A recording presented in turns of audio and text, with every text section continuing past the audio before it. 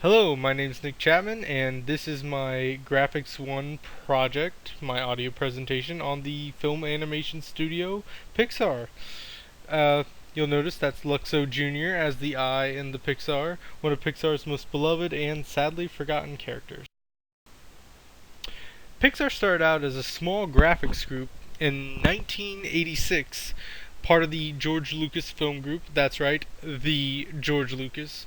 But that's going to be something we'll touch on later. What's important to note now is that Pixar was one of the forerunners in computer animation, a technique which has blossomed into some of the most progressive and most frequently used forms of media in the world, from back in the 80s to now. Now, when most people think of animation, they think, oh, cartoons. Bugs Bunny eating his carrot, rolls his eyes over at you, sarcastically says, "What's up, Doc?" But animation is much more than that. Animation itself is the state of being full of life or vigor. It's the liveliness of an object, of an action, of your cartoons, of your real life. Animation is the dynamic, the movement of the world. We are animated as people.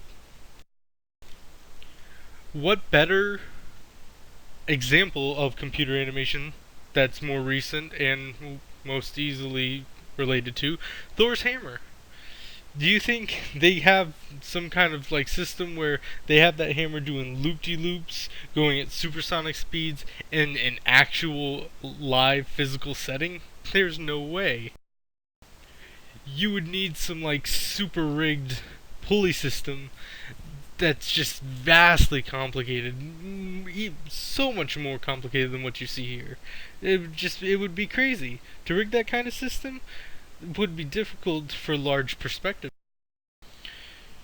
So, like I said, Pixar started off as part of the Lucasfilm graphics group, and they did little things here and there with Lucas and his movies, the Star Wars, some Star Trek films, Indiana Jones. Computer animation, while still new, was a big chunk of the success of some of these movies. But, as many people did with Lucas, Pixar had a fallout with him. They were later picked up and funded by Steve Jobs, who became the major shareholder of Pixar. And they were able to branch out into the big animation studio that they are today. Good old Steve.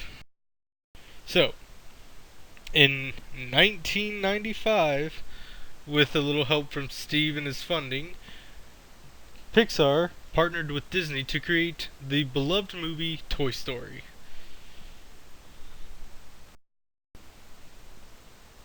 This was the beginning of their most serious career as an actual named animation studio. And that movie itself pulled in maybe like $1 million back then. But the worth of Pixar today, $7.5 billion.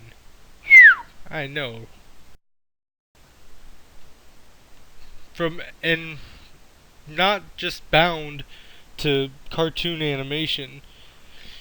Pixar did a lot of effects in The Wrath of Khan, most noted the Genesis effect, which was one of the coolest scenes in my opinion.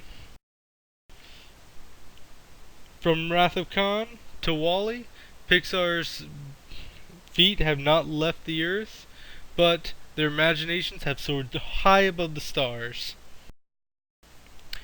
In 2006, Pixar was bought out by the Disney company, and they have continued to develop into the powerhouse of an animation studio that they are today. That's my presentation. Thank you for listening, and I hope you all have a good day.